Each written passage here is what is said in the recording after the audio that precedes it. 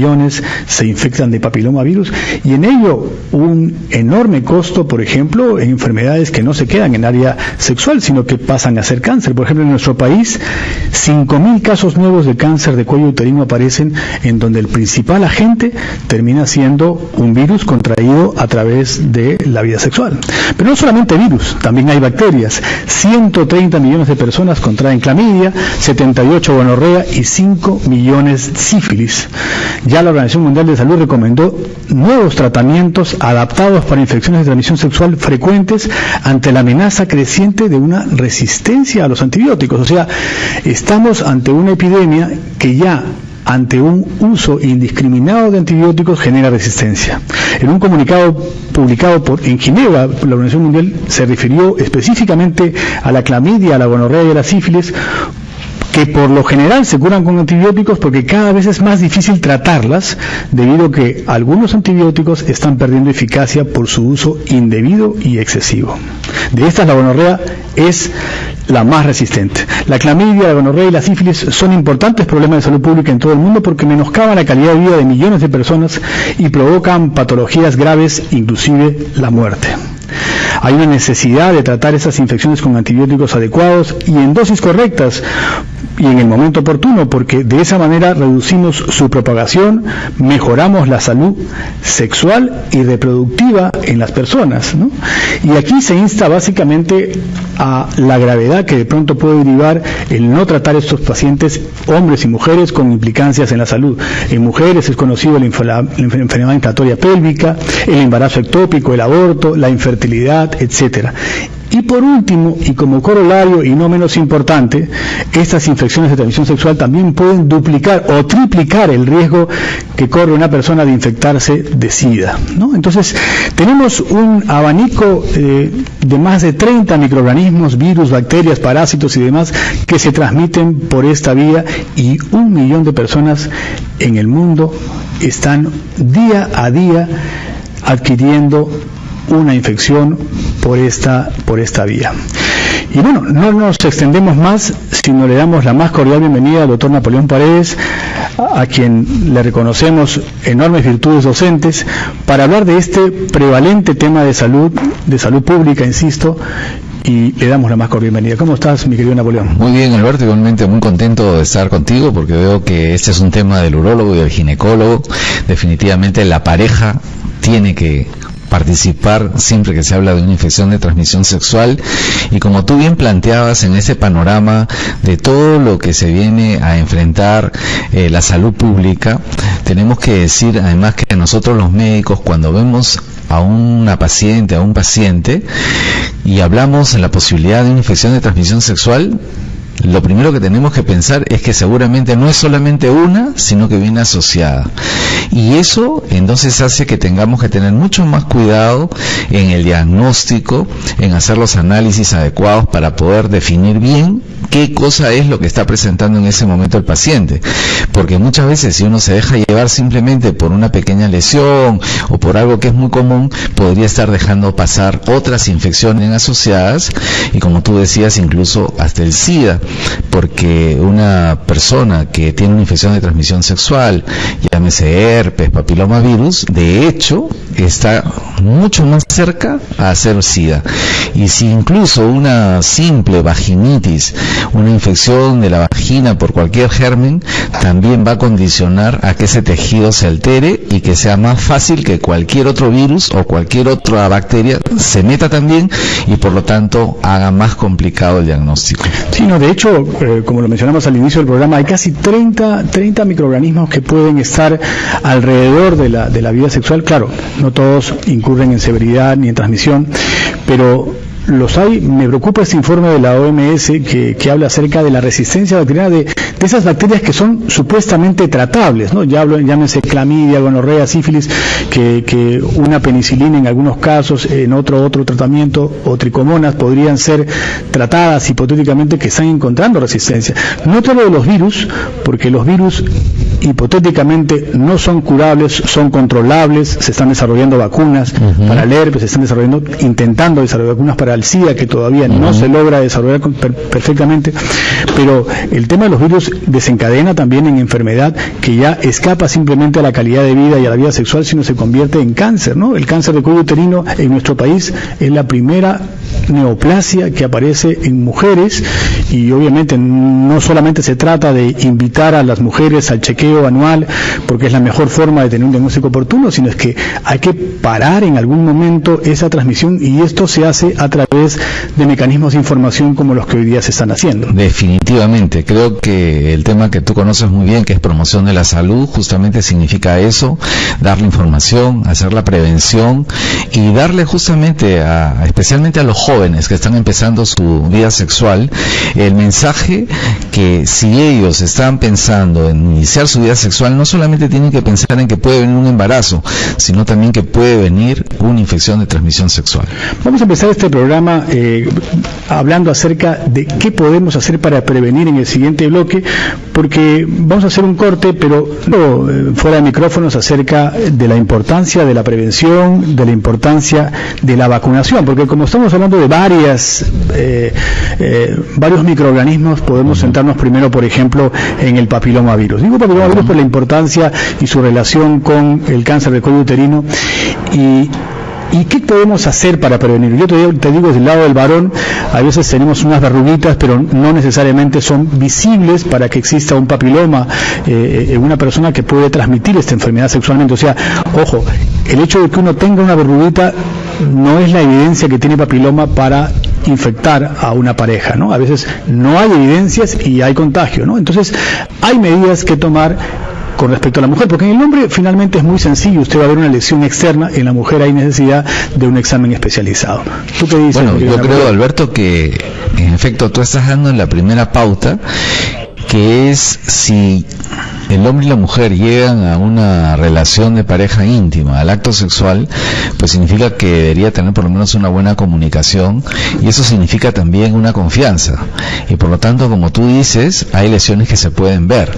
Entonces tanto él como ella deberían igualmente ver, porque en efecto podrían haber algunas lesiones. En este caso tú mencionas unas verruguitas como una coliflor, pero igualmente podrían haber hasta pequeñas heridas, o podrían haber pequeñas vesículas que después vamos a describir y vamos a hablar de qué se trata, o simplemente descensos que ya podrían estar igualmente hablando de una infección vaginal. Entonces, en el tema de la prevención, lo primero que tendríamos que ver es que hay que conocer las características de los genitales, eso indudablemente es un tema educativo.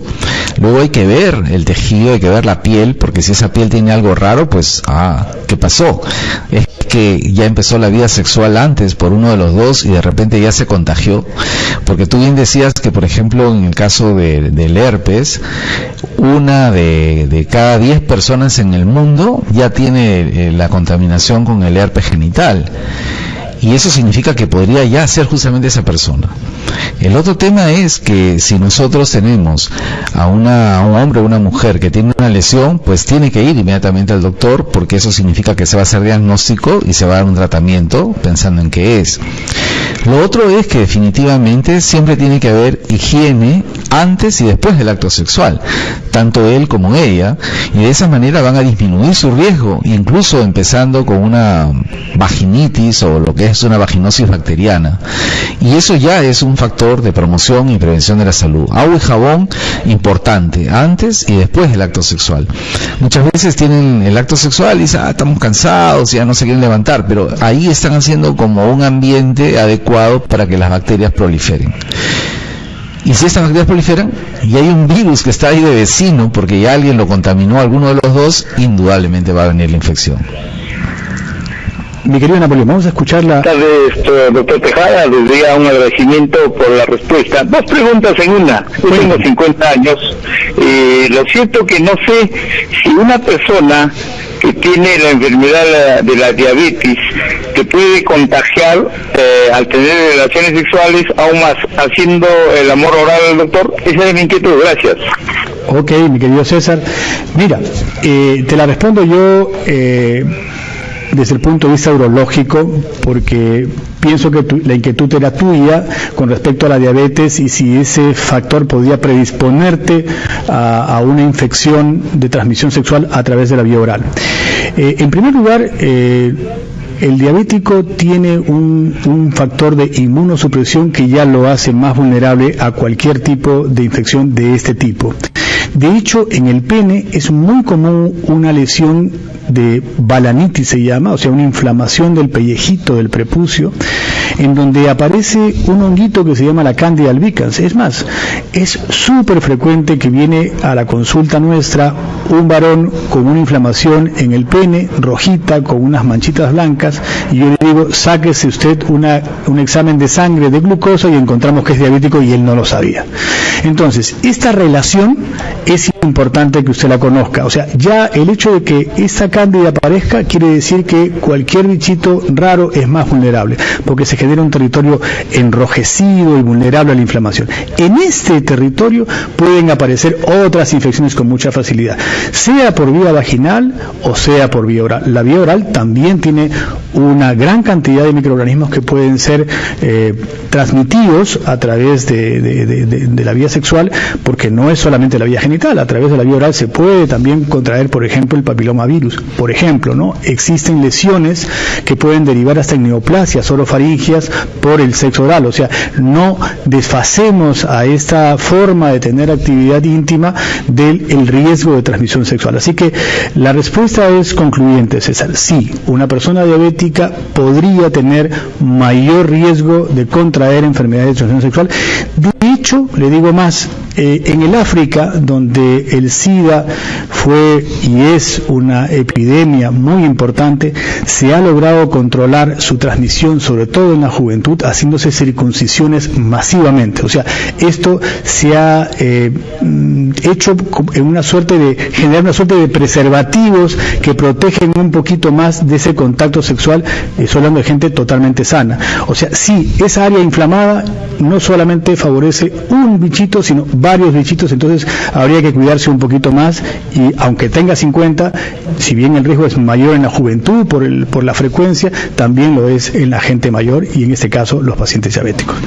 Así que totalmente de acuerdo, y en las mujeres casi igualito. Igual, si nosotros vemos una mujer que constantemente viene con vaginitis, especialmente los honguitos, con esa secreción blanquecina que parece un requesón, tenemos que descartar igualmente que no vaya a tener diabetes la señora. La clamidia es una bacteria muy especial. Un hongo, ¿no? Un hongo que sale en pacientes que tienen una inmunidad disminuida, en algunos pacientes que tienen un desequilibrio de su homeostasis, pacientes que tienen un problema también con gran influencia del sistema nervioso. Así es. O en su microbioma humano. De lo que se trata es de que aparece esta infección recurrente y es un dolor de cabeza que también a veces yo veo a muchos hombres que de pronto la señora está con la cándida y él no llega a ser candidiasis él, pero hace una picazón media rara que pasa rápidamente, pero ahí está, en el contacto sexual. Sí, y a veces no basta solamente con mirar, sino tenemos que ir al microscopio, porque hay que identificar que la Candida albicans ahora está viniendo con su prima, la Candida glabrata, y esa es todavía más resistente incluso a algunos antimicóticos. Entonces, por eso sí se hace importante que muchas veces veamos al señor o a la señora y digamos, ok, tenemos que ver a la pareja cómo está, y tenemos de pronto que tratar también a la pareja, y eso tiene que ver con el tema de promoción y prevención. Antes de escuchar a Hugo, que nos llama de Callao, eso es un mensaje bien importante.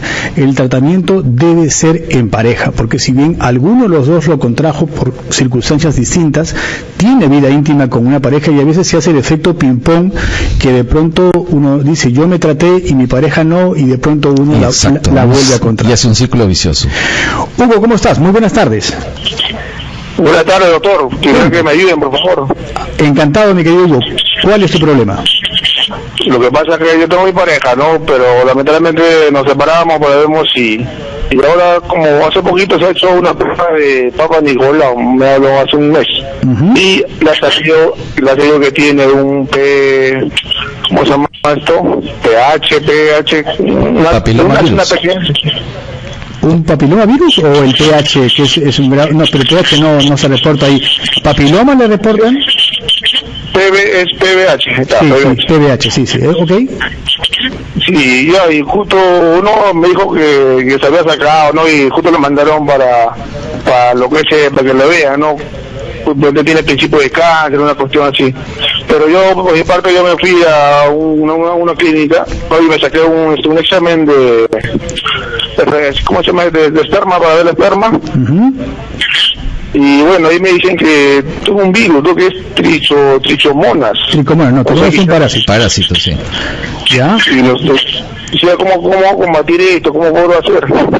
A ver, vamos primero a que el doctor Napoleón Paredes nos ilustre acerca de lo que se ha encontrado en tu esposa y luego comentamos lo tuyo con la tricomona en el esperma que tú también nos refieres, que son cosas diferentes, pero ya lo dijo el doctor Paredes, pueden venir en combo, o sea, no es que uno tenga solamente un bichito y no tiene el otro, no, puede venir uno con el otro y con el otro, pueden venir 2, 3 juntos, o sea, hay que ver este conjunto, por eso lo llamamos las enfermedades de transmisión sexual, porque a veces decimos, solo tengo herpes, señor, solo tengo papilomavirus, no, uno puede tener varios virus o bacterias combinados y de ahí la importancia al enfoque que el profesional tiene que hacer en este caso. Claro, y es que el papilomavirus, como su nombre lo indica, es un virus que va a dar cambios celulares. Entonces, cuando uno hace el Papa Nicolau, que significa tomar una muestra del cuello, del fondo de la vagina, y luego ponerlo en una lámina, ponerle una coloración y mirar al microscopio, se van a notar que las células están cambiadas, han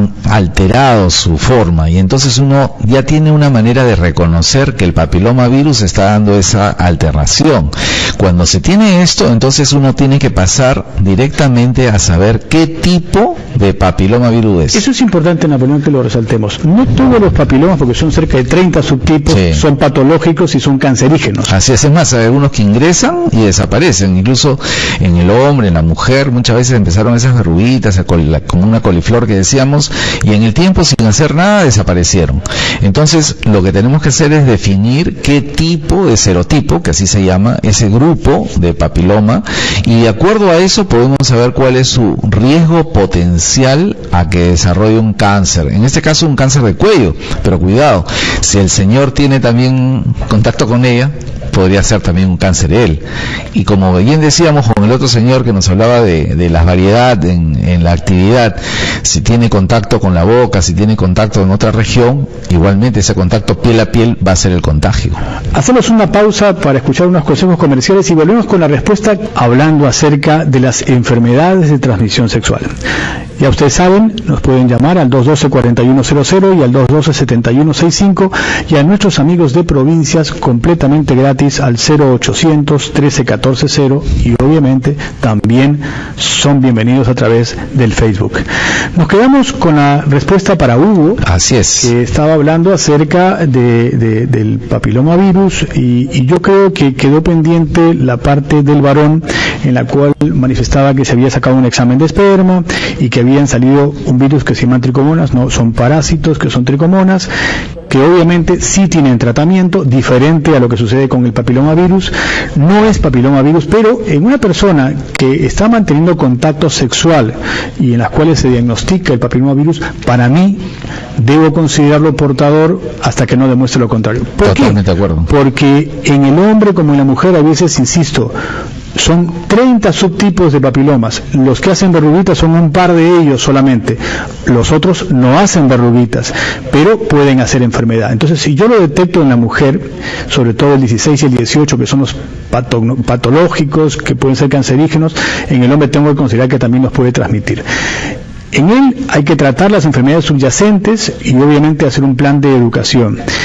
No tiene que haber lesiones y no hay que hacer ninguna cirugía, simplemente hay que vigilarlo, darle consejería, si hay factores de riesgo, por ejemplo, infecciones crónicas, prepucios largos, fimosis y demás, tratar de corregir esos factores precipitantes, pero hay necesidad de ver el aspecto vinculado a la pareja y a otras enfermedades de transmisión sexual.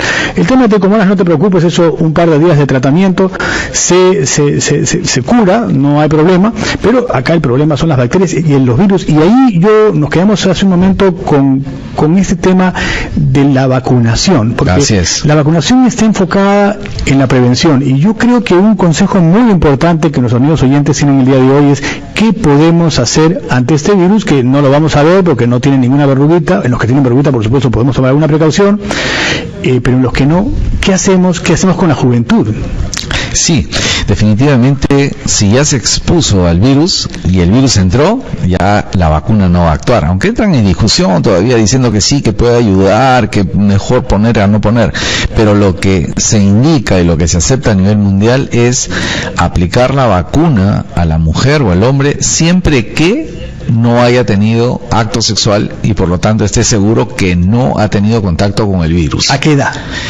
La edad, lo que dicen las organizaciones mundiales, es a partir de los 11 años. Es decir, que se piensa que una mujer, indudablemente a los 11 años o 12 años, todavía no empieza su vida sexual y por lo tanto es lo que se hace también en Argentina. En Argentina los reportes nos dicen que es a partir de los 11 años. Y últimamente, recién acaba de salir un estudio en el cual igualmente se ha hecho una revisión, no solamente a partir de qué edad se aplica, sino qué significa para la chica adolescente que le aplican esa vacuna, y se está viendo que a pesar que en el primer mundo se está desarrollando y se está aplicando bien, sin embargo no se informa adecuadamente a las mujeres, a las adolescentes, y en las encuestas se está reportando que ellas creen que le pusieron la vacuna para el papilomavirus y que esa vacuna ya le va a proteger del herpes virus, le va a proteger de la gonorrea, de la sífilis, etcétera, y entonces prácticamente ni utilizan preservativos en su vida sexual, cambian de pareja constantemente y por lo tanto están incrementando sus factores de riesgo. Entonces, aquí lo más importante es, le van a poner la vacuna, pero aproveche la oportunidad y déle información, eduque. La mamá es importante, tiene que participar, el papá tiene que participar, pero la recomendación que podríamos decir de acá: señores, Ministerio de Salud, no hay que gastar mucho dinero, empecemos a partir de los 11 años y no a los 9. Yo te voy a preguntar, después de recibir la pregunta de Mariana, ¿cuánto cuesta? ¿Cómo hacer para vacunar? Mariana, ¿cómo estás? Que nos llama de Arequipa. Buenas tardes, doctores. ¿Cómo estás, Mariana? Cuéntanos, ¿en qué te podemos servir? Bien. Bueno, tengo una curiosidad. Estaba hablando de enfermedades de transmisión sexual y quisiera saber qué tan seguro es el sexo contra natura o sexo anal, porque hay quienes dicen que puede ser bastante malo y hay quienes dicen que es mucho más seguro que el sexo normal. Entonces, ante esa duda me gustaría saber cuántos riesgos tienen las personas al practicar esto. Ok, Mariana, te entendí perfectamente en tu pregunta. Muchas gracias por tu participación. Yo creo que también es un enfoque muy actual. La gente tiene dudas.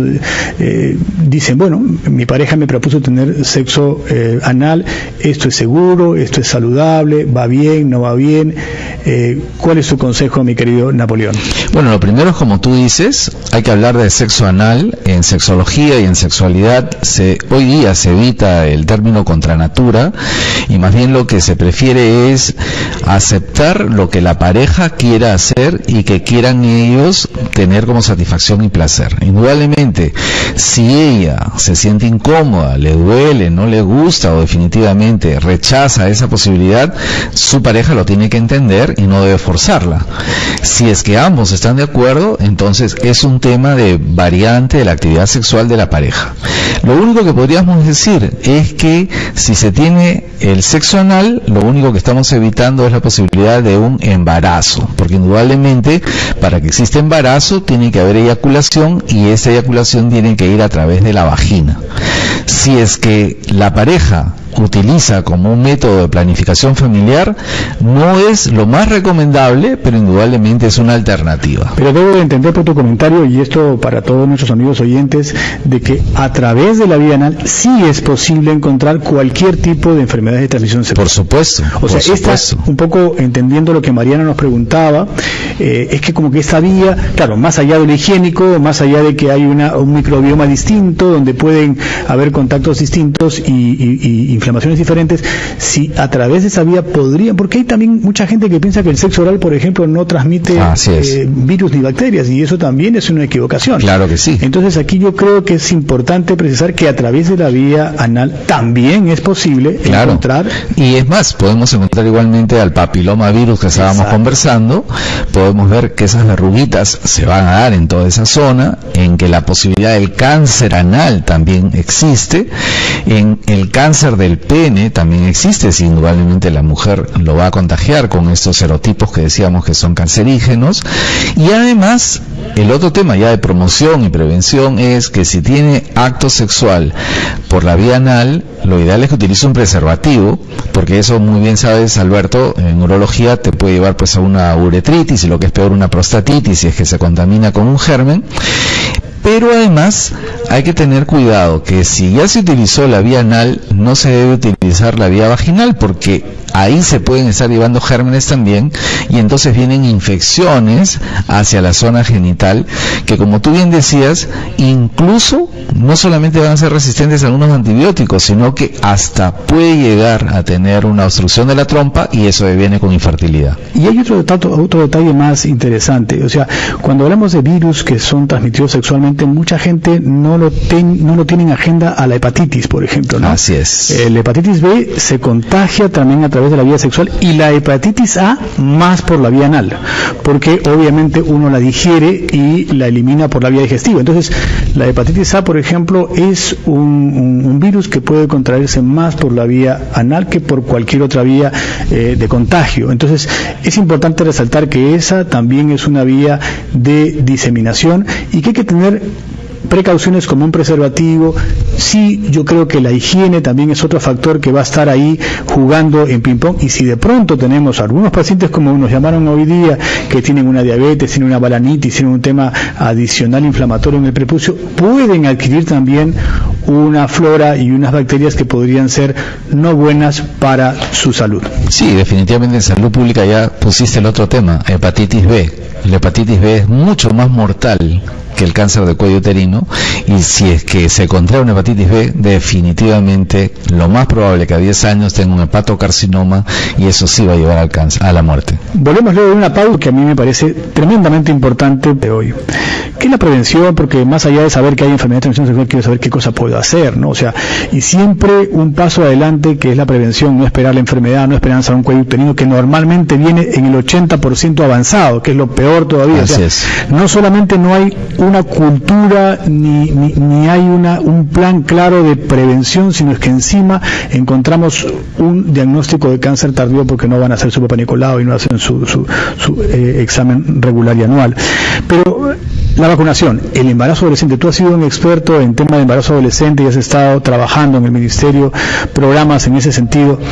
Y yo creo que tiene mucha importancia, porque la postergación de la vida sexual también es parte del problema, y esa falta de comunicación hace vulnerable a una población que a su vez, sin vacunas, es una bomba de tiempo. Sí, definitivamente me hace recordar la vez que estuvimos en Pucallpa, ¿no? Con más de 5.000 niñas adolescentes, y en donde encontrábamos que muchas de ellas iban ya por una atención de embarazo. Entonces, definitivamente, sí, en la zona en la cual pensamos que teníamos que intervenir, como en la zona de la selva, era muy importante desarrollar esas estrategias. Igualmente, estrategias que debería ser, no solamente con el tema de llegar y decir, bueno, hay que hacer esto, hay que hacer lo otro, sino en donde es importante la participación de los padres, es importante los agentes comunitarios y de los pares, que son los mismos jóvenes que entre ellos trabajan. En realidad, todo esto es un trabajo multidisciplinario. Un trabajo comunitario, un trabajo territorial, ¿no? No es solamente rectoría de hacer discurso, decir, hágase tal cosa, pero yo no lo hago, lo hacen los demás, ¿no? Así es, y por otro lado, estar ahí, además atentos, porque, es más, acaba de haber un estudio que ha salido, se llama Crecer, que hicieron en Nicaragua, Bolivia y Ecuador, y encontraron que, por ejemplo, dentro de las lecciones aprendidas hay todo un tema socioeconómico, político y cambio cultural que definitivamente hace que tengamos que ver las cosas además de manera segmentada, es decir, viendo cada zona de una manera diferente. No es que vamos a dar una política para todos igual. Habrán zonas en donde, por ejemplo, si hablamos la vacuna tendrás que aplicar a los 9 años, pero habrán otras que tendrás que aplicar a los 11 y de repente otras en los 13. ¿Dónde se expenden las vacunas? ¿A dónde pueden ir? Bueno, normalmente se puede obtener a través de la práctica privada, directamente en la consulta o en la compra directamente en los laboratorios de investigación que desarrollaron la vacuna, pero igualmente sabemos que hay pues todo un programa a través del ministerio que las dan gratuitamente. En realidad, esta es una de las vacunas que no se aplica solamente una vez, sino lo ideal es aplicar hasta 3 dosis. 3 dosis, ¿no? Ahora, lo que está empezando a verse es que con 2 dosis ya estarían protegidos. Pero también el otro tema que se tiene que decir es que todavía no se puede afirmar que esas 3 dosis o 2 dosis van a ser las que van a ser para siempre. Todavía sabemos que va a funcionar para 10 años y todavía se está explorando y se está investigando a ver si va a funcionar más. Eso significa que si tú le aplicas a los 9 años, a los 19 tendrías que aplicarle otra vez, y si es que hasta los 19 no tuvo vida sexual, pues obligatoriamente tendrías que ponerle otra vez, porque podría encontrarse con el virus después. Es una herramienta más. Escuchamos a Carlos, que nos llama de Comas, y le damos la bienvenida. ¿Cómo estás, Carlos? ¿Cómo está, doctor? Buenas tardes. Cuéntame, Carlos, ¿en qué te podemos servir? Quería hacer 2 preguntas. La primera es, mi pareja me ha hecho el Papa Nicolau y bueno, no le han detectado el papiloma humano. Ese es uno. Esa pregunta, el Papa Nicolau de todas maneras tiene que detectar el papiloma humano.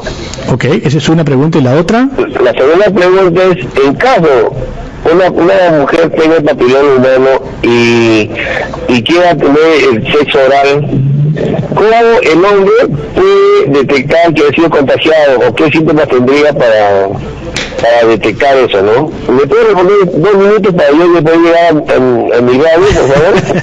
Con todo gusto te respondemos en 2 minutos, Carlos, mientras que me sigue contestando el doctor Perea, que quiero sacarle el jugo para saber dónde se consigue la vacuna de papilomavirus, que es el Ministerio de Salud. Ya nos ha dicho que tienen que haber 3 vacunas, que yo creo que es importante, y que no se cubre 100% la cobertura, porque también hay de 2 tipos, ¿no? Hay los que cubren más subtipos, es como las vacunas que hay para el neumococo y qué sé yo, que tienen varios subtipos, y entonces las hay una mejorada de la otra, etcétera, etcétera, etcétera. Y ese es un buen punto, Alberto, porque cuando tú hablas de vacunas, en la mayoría de las enfermedades infecciosas que conocen las mamás, especialmente como la polio, sarampión y otras, ya se sabe que le ponen su vacuna y santo remedio, no va a volver a preocuparse ni del sarampión ni de la polio. Es tanto así que incluso ya la polio desapareció del mundo. El tema de la rabia, igualmente se vacunan y ya no hay problema en la rabia. Pero en el caso del papilomavirus, como estamos viendo que son varios serotipos, todavía en el mundo no existe una vacuna capaz de cubrir todos los serotipos que lleven al riesgo del cáncer. Por lo tanto, aun cuando se aplique la vacuna para este grupo de papilomavirus, como no va a cubrir todo, si tiene la mala suerte de encontrarse con ese virus que justamente es el que no cubrió la vacuna, puede desarrollar el cáncer de cuello. Bueno, seguirá siendo una buena indicación la monogamia y el preservativo. Indudablemente. Y a su vez también aprovechar de la vacunación contra la hepatitis B, porque a través de la vida sexual también hay este virus que se puede contraer a través de la vida sexual, y que una vacunación para hepatitis B no estaría sino muy bien indicado. Así es, especialmente en todas las personas de riesgo. Y le respondemos a Carlos, que nos llamó de Comas, y ya yo creo que ha llegado, se ha sentado en este momento en su pupitre para escuchar tu atento consejo, Napoleón, que dice: ¿qué hago? El Papa Nicolau ¿diagnostica el papilomavirus? Sí, bueno, lo primero es que felicitar a Carlos, porque realmente la pregunta que está planteando es excelente.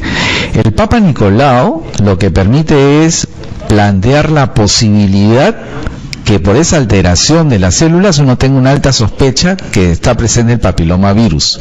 Eso significa que para estar seguros tenemos que entrar a hacer una visión directa con un aumento de la imagen, eso se llama colposcopía, y además se utiliza una sustancia para teñir el tejido. Entonces se utiliza esta sustancia, cambia de color, decimos, ahí hay cambios celulares, nuevamente sospechamos más el papilomavirus. Siguiente paso, biopsia. Se toma la biopsia y ya se define en el microscopio la característica de este papilomavirus.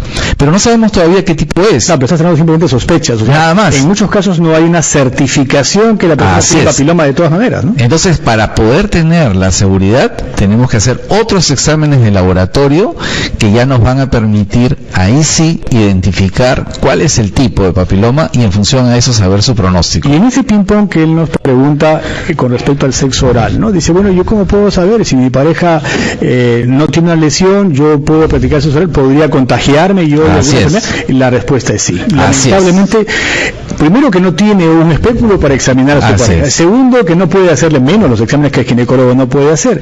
Y tercero, que sí existe el riesgo de adquirir enfermedad orofaringia, incluyendo neoplasias orofaringias por esta vía. Entonces lo único que se le puede recomendar a Alberto es que utilice algo para protegerse. No, pero monogamia no. O sea, yo creo que si aquí todo ese tema viene en un despertar de intercambio de parejas donde el riesgo virtualmente es mayor. No podemos controlarlo de otra manera, pero sí se mitiga bastante los resultados en caso de cambiar conductas, porque yo creo que el mensaje que hoy día tenemos que dejar a todos nuestros amigos siguientes es ese, ¿no? ¿Cómo podemos cambiar de conductas? Como cuando hablamos de dietas, yo cuando hablo de dieta digo, yo creo que una dieta que significa sufrimiento es una mala dieta. La dieta tienes que disfrutar, tu alimentación tienes que disfrutarla para que realmente cambies tu comportamiento de composición alimentaria. Así que yo creo que con ese mensaje nos vamos al corte y nos estamos solamente en papilomavirus, hepatitis, pero nos hace falta ver a dónde están esos 500 millones que en el mundo que tienen herpes, 130 millones que tienen clamidia, que no se ve tampoco y tiene un impacto muy importante en la salud de las personas. Esa gonorrea que no ha dejado de estar vigente, como la sífilis, que son otros 5 millones y que son resistentes a antibióticos, que esa penicilina antes combatía con mucha facilidad. ¿Qué experiencia tienes, Napoleón, con el herpes? ¿Cómo se presenta?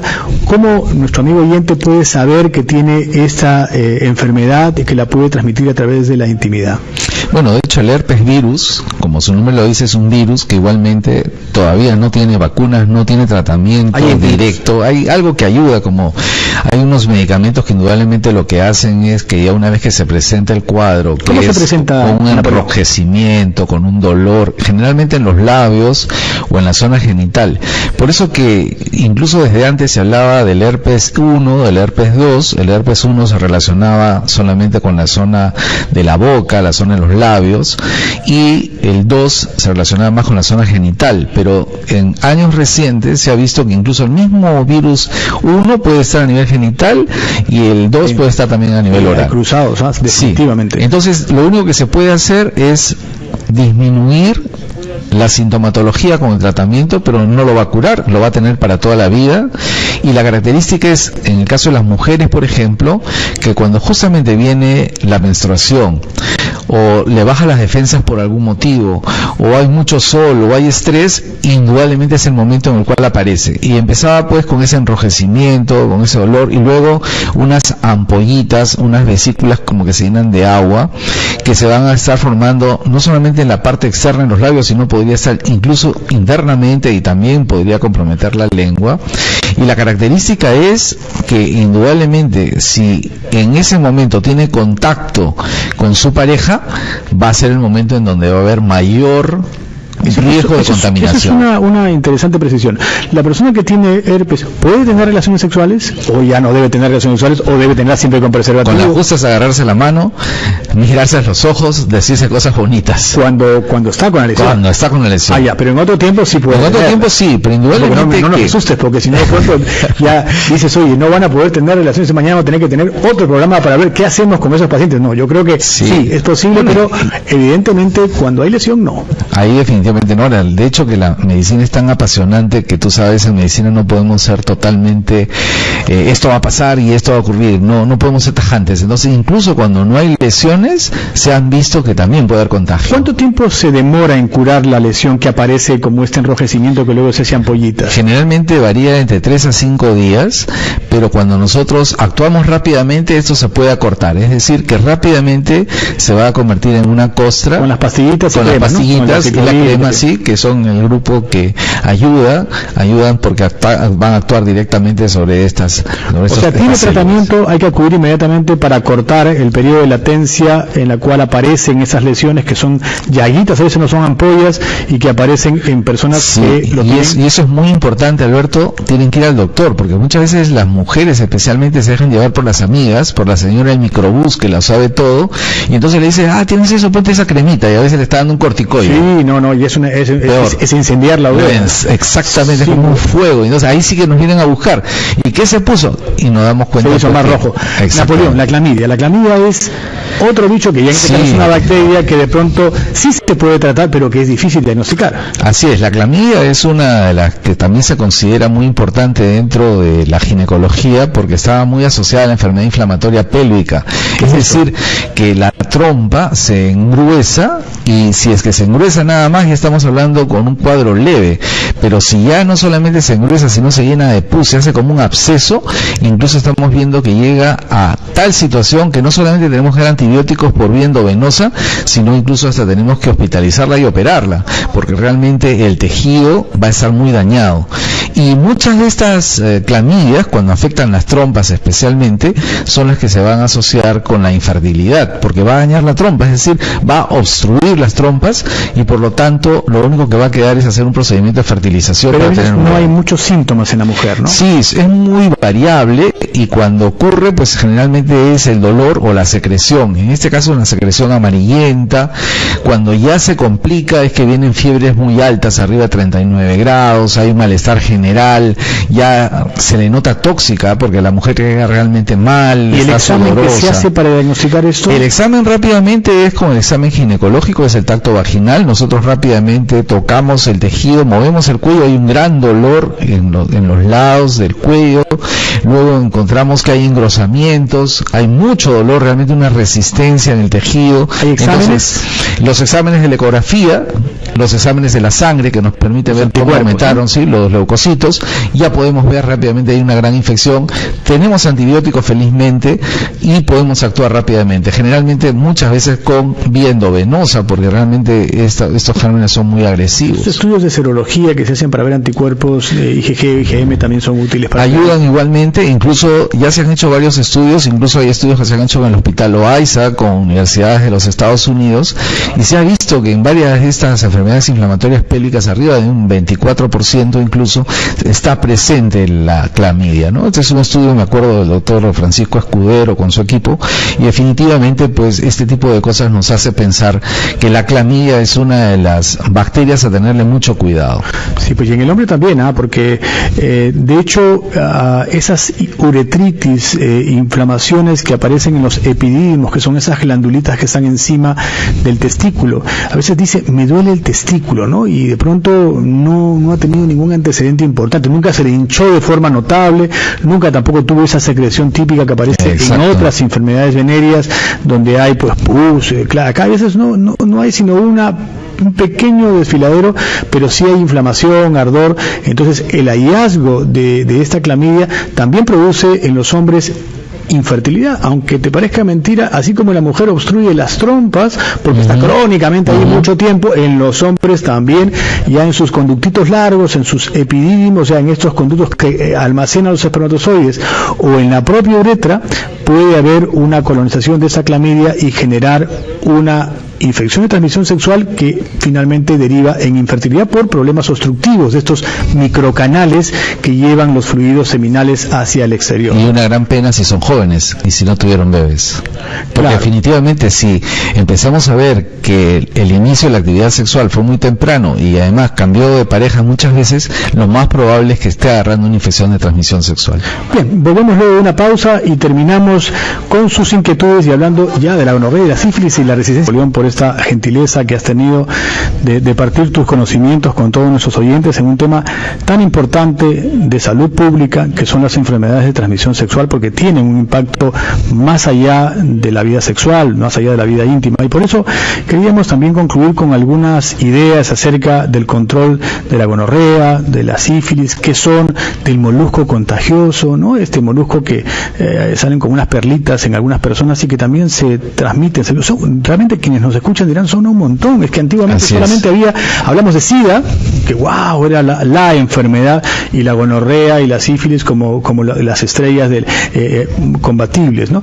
No, hoy estamos hablando de hepatitis, estamos hablando de infertilidad, estamos hablando de cáncer, estamos hablando de muchas cosas bastante más serias, lo cual invita al final del programa a una reflexión que debe ser el corolario de este programa. Y preocupándonos más por los jóvenes, ¿no? Porque realmente, si es que los jóvenes, desde el momento en que toman su decisión de tener una vida sexual, y saben que tienen un riesgo, entonces ellos deberían ya cuidarse y actuar con responsabilidad. Jóvenes y mayores, Napoleón, los mayores tienen resistencia a usar preservativos, los jóvenes por lo menos, digo yo, esta generación, los tecnológicos, los nativos, como le dicen los que nosotros no somos nativos, pero igual amamos la tecnología, pero no somos nativos, no somos 20, ¿no? Entonces el tema es, ellos por lo menos están más dispuestos a entrar en redes sociales, están más dispuestos a usar un preservativo de oficio, los hombres mayores no, y el riesgo está patente en ellos también. Sí, y es verdad, y me hace recordar justamente que muchos de los casos que se están viendo en hombres mayores de 65 es justamente que ellos toman la infección de transmisión sexual porque se van pues a conseguir unas chicas de la calle, entonces esas chicas que están en la calle son las chicas que van a contagiar más, y eso lo puede llevar a la casa. Entonces a mí cuando me toca ver a las señoras con la menopausia, ¿no?, que muchas veces dicen, no, yo no quiero nada con el señor, pero resulta que viene y me insiste, ¿y qué hago? Entonces ahí estoy viendo las infecciones de transmisión sexual que vienen a las señoras. Entonces definitivamente es un tema que sí, que a toda edad hay que cuidarse. Es que el uso del preservativo en realidad en el pasado estuvo condicionado a el embarazo, ¿no? Entonces yo creo que ahí había un sesgo que muchos se lo colocaban solamente para el momento eyaculatorio final, teniendo el contacto durante todo el encuentro. Y como te digo, en hombres mayores yo sí veo una gran cantidad de patologías, porque claro, el foco está en los jóvenes, indudablemente ahí está el gran volumen, pero no excluíamos al tema de la gente. Y ese tema de los preservativos también, como comentábamos hace un instante, que ahora se han inventado, ¿no?, en el Reino Unido unos preservativos que cambian de color, es decir, que los han confeccionado de tal manera que se pone el hombre el preservativo y si es que hay alguna infección, inmediatamente cambia de color, entonces ya se reconoce. Creo que eso también es un avance y que seguramente va a ayudar a que podamos tener, pues, en el tema de la salud pública, mejores herramientas para poder detectar a tiempo y que las personas actúen con más responsabilidad. Unas palabritas, ¿cómo se diagnostica una gonorrea? ¿Cómo se diagnostica una sífilis? Y un molusco. Bueno, ahí tú tienes más suerte, porque urología en hombres, ves tú la gonorrea facilítico porque sale pues ese chorro, ¿no?, como facilito de pus, y entonces tú dices, ahí está la gonorrea. Pero en el caso de las mujeres, para nosotros es bien complicado, porque algunas veces estas secreciones se esconden en las paredes, tenemos que estar buscando realmente la secreción y tomar la muestra especialmente para poder ver pues esos diplococos, ¿no?, que son los gonococos, y que indudablemente nos permite el diagnóstico. En el caso de las mujeres, la gonorrea es una infección que había bajado en los últimos años, pero ahora está empezando a surgir, y esto significa que tenemos que estar igualmente atentos. Una mujer que tiene descensos que no se curan así fácilmente, tenemos rápidamente que hacer despistaje y tenemos que diferenciar si no tiene la gonorrea, y tenemos indudablemente, como decíamos, igualmente conversar con la pareja. Ok, creo que clarísimo. Hay que sospechar sobre todo en aquella vaginitis que no está siendo tratada de manera correcta y que persiste, y sobre todo si hay factores de riesgo. Vamos a escuchar ya para concluir el programa la llamada de Edgar, que nos llama desde Huaraz. ¿Cómo estás, Edgar? Doctor, buenas tardes. El problema que tengo es lo siguiente. Cuéntanos. Cuando bebo una copa de licor, apenas llega al estómago, siento un ardor, un quemazón en el pene, y expulsa unos 2-3 gotitas de líquido seminal. Este es el problema que tengo, ¿no? No sé qué es lo que tengo, qué debo de hacer. Quisiera que me den algunos consejos, doctor. A ver, quiero encontrar un poco la relación, mi querido Edgar. Tú tomas un poquito de licor, me refiero una cerveza o 2 cervezas. ¿Qué es lo que tomas? Un vaso de cerveza, una copa de vino, ácido, doctor, y llega al estómago, inmediatamente siento un quemazón, un ardor en el pene. Un inmediato quemación en el pene. Ya. Okay. Sí, aparte es comida picante, o de repente acá consumí bastante chicha de jora, fermentada, ¿no? Y un vaso de chicha tomo, y lo mismo, ¿no? Ocurre. Y para orinar también, no sé. ¿Te llama para ir al baño también para hacer pilano? No. Claro, sí. inmediatamente me llevo al baño. Ya. Ok, Edgar, gracias por tu consulta. Bueno, de hecho, no es una relación sencilla ni rápida. Hay algunas personas que ante la ingesta de licor por lo pronto desencadenan una micción rápida, ¿no? Que se quejan que se toman un vasito de cerveza y ya están yendo al baño porque hay un efecto no solamente diurético sino relajante sobre la vejiga que llega por vía directa, ¿no? Por vía neurovegetativa, o sea, es casi un reflejo condicionado. Seguramente en el caso de Edgar debe suceder algo parecido, pero con una implicancia muy especial hacia la parte prostática, hacia la parte inferior, por eso que él siente en el área perineal, en el área uretral, esta reacción después que él toma licor. Bueno, mi consejo, si él ya tiene claro, es como el asma y los alergenos, ¿no? Si uno tiene claro que esto a uno le molesta, hay que tratar de evitarlo, porque obviamente no es una prescripción necesaria ni una alimentación adecuada el estar tomando licor, ¿no? O sea, yo creo que vida saludable. El tratar de mitigar y no tomar estos efectos podrían estar siendo una buena recomendación, porque seguramente Edgar, si no toma, no tiene problemas. Entonces yo creo que muerto el perro, muerta la rabia, entonces el tema puede tener feliz efecto, ¿no? Me hace recordar el come rico, come sano, come peruano. Sí, claro.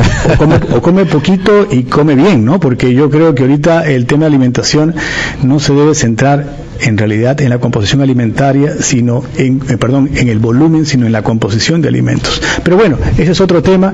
Yo quería concluir con dos palabritas acerca del molusco contagioso y de la sífilis, porque en realidad este informe de la OMS habla acerca de la preocupación que tienen por estas enfermedades que eran curadas, tratadas completamente en el pasado y que hoy ante el excesivo e inadecuado tratamiento antibiótico están generando esa resistencia.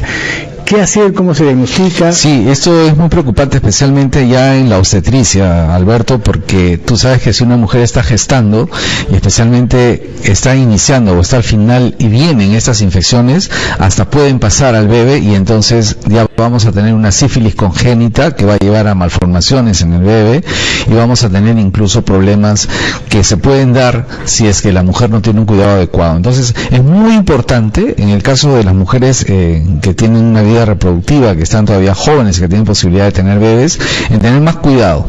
Y en el caso de la sífilis, por ejemplo, la característica es que le va a salir una heridita, generalmente son zonas genitales, que no le va a provocar dolor, que no le va a provocar secreción. Eso no es cualquier cosa, al contrario, el que no le duela no significa que sea bueno, al contrario, es malo. Y eso significa que tiene que ir inmediatamente al doctor, porque en el caso de la sífilis, incluso pasan de una sífilis primaria, una secundaria, una terciaria, y puede incluso comprometer el sistema nervioso central. Entonces, puede pasar a ser una cosa muy grave. Ahí se cumple claramente ese concepto que hay que tratar lo antes posible, porque de esa manera sí podemos curar.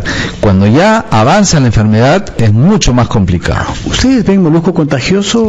Sí, los vemos, pero no tan frecuentemente, felizmente, pero sí hemos tenido la oportunidad de verlo, especialmente en el trabajo hospitalario y durante la residencia, en donde sí era fácil de reconocer, especialmente cuando el profesor buscaba el paciente y nos decía, miren, este es el molusco contagioso, que justamente como tú bien lo describías, tiene una característica que uno lo ve y nunca se olvida. Sí, son como unas pequeñas perlitas. Así es. Un último consejo para irnos. Y volver. Cuéntame a nuestros amigos y amigas, porque hoy día el programa ha intentado ser para ambos, de hecho, debe ser enfocado así. Sí, de hecho que el tema de la sexualidad es un tema de a dos, es un tema de la pareja, entonces es un tema en que ambos tienen que tener una muy buena comunicación, actuar con responsabilidad. Para nosotros es muy importante la promoción de la salud, la prevención, el uso del preservativo, fundamental. Independientemente de que utilice cualquier método anticonceptivo, hay que utilizar además el preservativo porque eso va a ayudar y va a proteger. Ya sabemos que cuando hay lesiones, cuando hay cosas raras, secreción o algo nuevo, inmediatamente hay que ir al doctor, no hay que recetarse solos. Y el tema de las vacunas, especialmente con el papilomavirus, el mensaje para los papás, porque son los que tienen que decidir con respecto a sus hijos, indudablemente es que no solamente basta con aplicar una vacuna, ya los estudios nos están diciendo que los papás son fundamentales, así como el profesional de la salud, para decirle y explicarle a la niña por qué le están poniendo la vacuna, para qué y por qué es necesario que se le explique todas las cosas que tienen que ver con la sexualidad. Muchas gracias, mi querido Napoleón.